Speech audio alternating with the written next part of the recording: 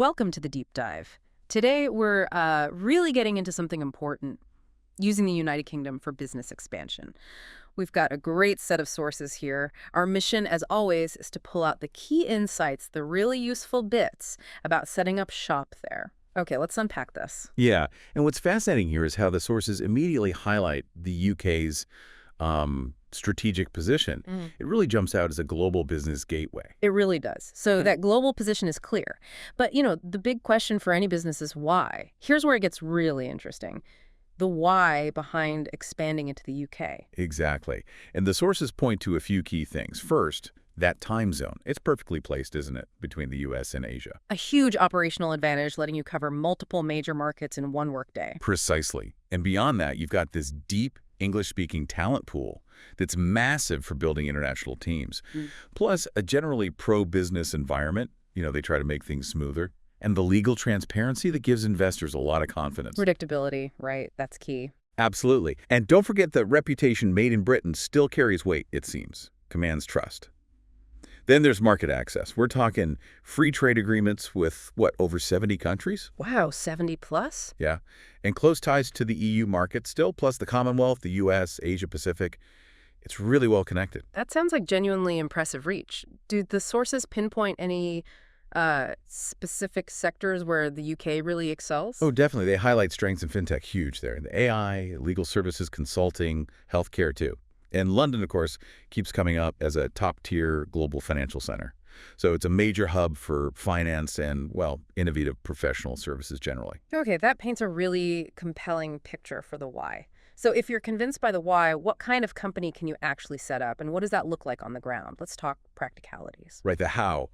The sources focus mainly on two types: the limited company, the LTD, and the limited liability partnership, the LLP. The LTD is, it's really popular for all sorts of businesses, big or small. The key thing is it's a separate legal entity. Meaning the business's debts are separate from the owner's personal assets. That kind of protection. Exactly that. Huge protection. Yeah. And it's pretty accessible. Just to £1 minimum share capital. You need at least one director. The corporate tax rate is 25% from 2025. Okay, £1 minimum, 25% tax. That LTD sounds like the standard go-to. What about the LLP then? Who uses that? Good question.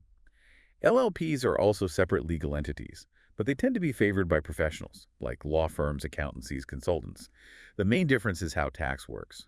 With an LLP, the partners themselves are taxed individually on their share of the profits, not the partnership itself. Ah, so it passes through to the partners. That could be advantageous for certain setups. It can be, yeah.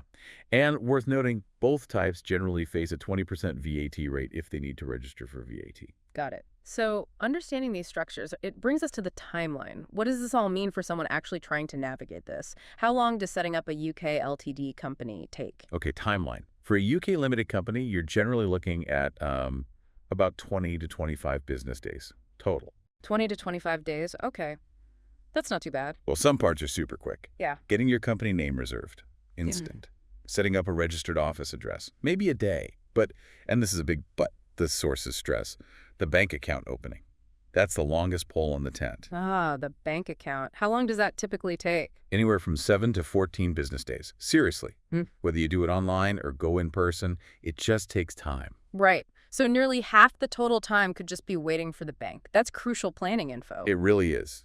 You need to factor that in properly. So let's say you're through that. The company is officially incorporated. What happens next? What are the immediate must-do tasks? Okay, post-incorporation. First, you absolutely must register with HMRC, that's the UK tax authority for corporation tax. Non-negotiable. HMRC for corporation tax. Check. Then, if you plan to hire people, you'll probably need to register for PAYE. That's the payroll system. That one's optional if you're not hiring immediately. And annually, you have to file something called a confirmation statement with Companies House. It just confirms your company details are still correct. Right, the annual check-in. And the other big one is VAT. If your business turnover hits the threshold, which is £90,000 currently, you then have to register for and charge VAT. £90,000 threshold for mandatory VAT. Okay, that's a clear benchmark. So what does this all mean? We've covered the allure of the UK, the different company types like LTD and LLP, and the practical timeline, including that bank account hurdle. Yeah, and if we connect this to the bigger picture, it really highlights how the UK seems to balance this robust, quite solid legal and financial framework. With that really strategic global access we talked about earlier, it's a powerful mix. It explains why it remains such a popular choice for international businesses looking to grow. Definitely. Okay, here's a final thought for you to chew on. Considering that 20 to 25 business day incorporation timeline and knowing the bank account can take up to 14 of those days, what might be the very first strategic move a business should make, maybe even before they officially start any incorporation paperwork? Something to think about.